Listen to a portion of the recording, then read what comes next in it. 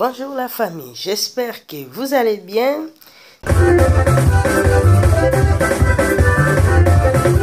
Toujours dans la joie et dans la bonne humeur, restez avec nous jusqu'à la fin de cette vidéo.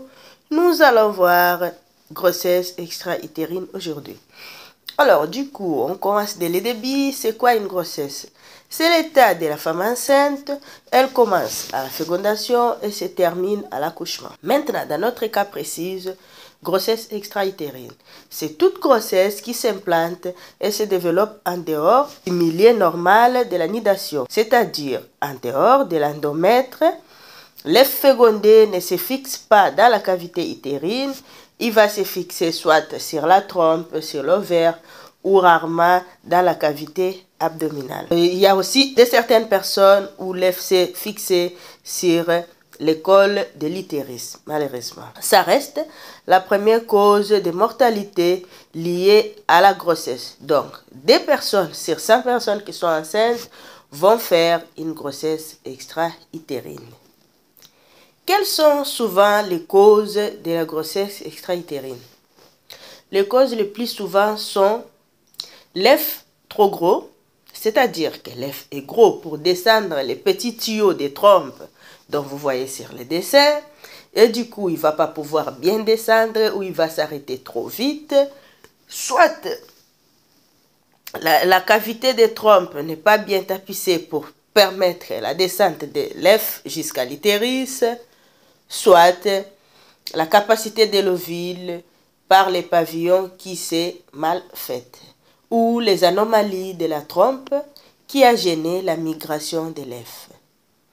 Les causes exactes sont inconnues. C'est souvent les facteurs qui prédisposent une grossesse extra-utérine. Quels sont ces facteurs alors, vous allez me dire? Les infections sexuellement transmissibles. J'en avais parlé dans une précédente vidéo. Si vous n'avez pas vu, essayez d'aller voir. Ceux qui ont eu des salpingites. Des salpingites, c'est les inflammations des trompes. Si vous avez eu des problèmes de trompes qui étaient mal soignés, vous pouvez avoir la facilité de faire une grossesse extra-utérine. C'est pour ça, prenez vraiment soin de vous. Ceux qui fument du tabac bien sûr. Ceux qui ont déjà fait une grossesse extra-utérine auront la facilité d'en refaire dans le futur. L'âge de la mère, comme je l'ai toujours dit, si vraiment le projet d'avoir les enfants est là, faites les enfants avant 35 ans. Bon, je sais que des fois on ne peut pas les faire parce que les conditions ne sont pas réunies, mais si vous avez la chance, essayez de les faire pendant cet âge-là. À partir de 35 ans, vous êtes prédisposé à faire une grossesse extra-utérine. Ce qui passe par la PMA. La PMA, c'est la procréation médicalement assistée. Alors, vous allez me dire comment savoir que vous êtes ou vous faites une grossesse extra-utérine. Déjà, vous devez être enceinte, on est d'accord jusque-là. Donc, vous aurez tous les symptômes de la grossesse, sauf que c'est une grossesse qui va évoluer un peu, voilà, difficilement. Mais n'oubliez pas, la chute d'hormones ne se fait pas de suite comme après une fausse couche, parce que quand même s'il ne se développe pas dans l'utérus, mais il se développe quand même. Jusqu'à, voilà, s'il y a interruption, mais avant l'interruption, la grossesse continue de se développer.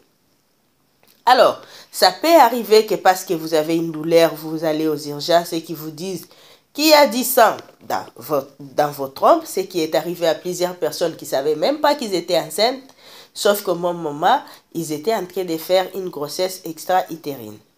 Les crampes, donc les petites douleurs du genre les crampes qu'on a quand on a les règles, mais sauf que des fois, c'est très intense que par rapport aux règles. Vous avez de fortes douleurs.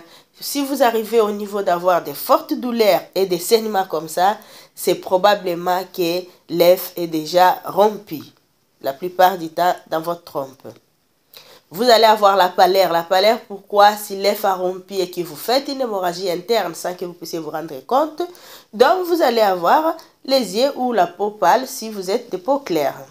Vous pouvez faire des malaises, des douleurs pelviennes, des saignements atypiques, c'est-à-dire que voilà, une femme enceinte ne saigne pas tout le temps, quoi. Mais voilà, n'oubliez pas, plusieurs professionnels de santé confondent la grossesse extra-utérine avec une fausse couche. Donc, ne vous contentez pas que vous êtes en train de faire une fausse couche. Pourquoi je vous dis ça? Parce que les saignements et la douleur, souvent, c'est des signes d'une fausse couche. Si vous voyez qu'il y a quelque chose qui ne va pas, il n'y a pas meilleur médecin que celui qui a mal. Croyez-moi. Douleur au niveau du sac de Douglas. Bon, ça, vous n'allez pas comprendre, mais c'est douleur vers les trompes, vers les hauts là-bas. C'est pas grave. Et puis, à l'échographie, ça va montrer souvent soit la grossesse est dans la trompe ou collée au col d'utérus ou dans l'ovaire ou dans la cavité abdominale. Si on fait une chirurgie, là, on va voir la grossesse qui est en train de se rompre. Il existe des traitements médicaux aussi, mais ça, seulement si la grossesse extra-utérine est découverte beaucoup trop tôt. Si on arrive au niveau que la grossesse extra-utérine seront déjà, là, il n'y a plus de traitement médical. Et voilà, il faut qu'il puisse faire une cystoscopie ou une laparotomie. Ça dépend du lieu où vous vous trouvez sur la planète. N'oubliez pas, il y a aussi plusieurs professionnels qui confondent la grossesse extra-utérine avec une appendicite. Pourquoi? Si par malheur, exemple, je vous explique, si la trompe qui a fait gonder votre grossesse est à droite et que de votre vie, vous gardez encore votre appendice, donc, vu que ça fait très très mal, à peu près comme, voilà, ça peut se confondre avec les douleurs de l'appendicite, les professionnels ont souvent tendance à confondre, disant que c'est une appendicite. N'oubliez pas, l'appendicite ne saigne pas. Vous êtes enceinte, vous saignez, vous avez une grande douleur, directement vous allez aux urgences. Je vous ai toujours dit, vaut mieux partir aux urgences pour rien que de rester à la maison et que ça puisse être trop tard. Il y a certaines qui vous diront pas grossesse extra-utérine, ils vous diront grossesse ectopique. C'est exactement la même chose. N'allez pas vous embrouiller. Donc, quoi d'autre? J'espère avoir fait le tour. Il existe aussi des traitements médicamenteux, mais c'est comme je l'ai dit, seulement si c'est découvert très tôt. À quoi consiste ce traitement? On va donner un médicament qui va arrêter l'évolution de la grossesse. Voilà, si la grossesse s'arrête, là, il a la facilité de sortir toute seule en douceur. Mais tout ça, vous verrez avec votre professionnel de santé. Pas grand-chose. Et ça arrive souvent chez les gens aussi qui sont en Afrique, qui vont juste dire qu'elle avait fait une fausse couche qui l'a compliquée, qui l'a amenée à la mort.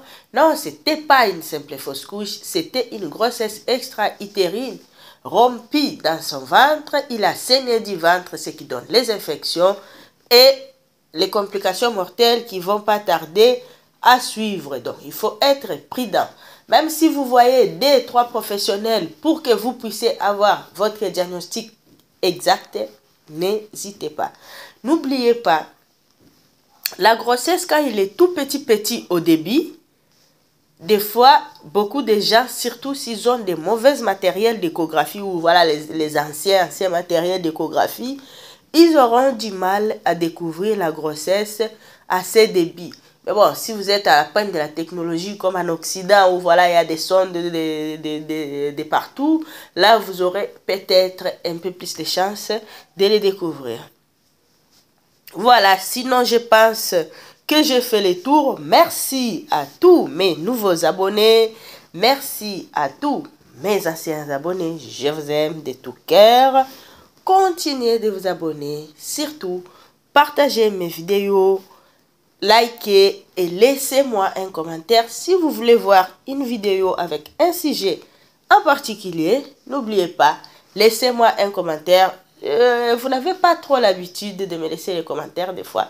C'est pas trop beau. Voilà, sinon sur ce, je vous souhaite de très bonnes fêtes de fin d'année. Et surtout, prenez soin de vous et prenez soin de vos familles. N'oubliez pas, toujours dans la joie et dans la bonne humeur,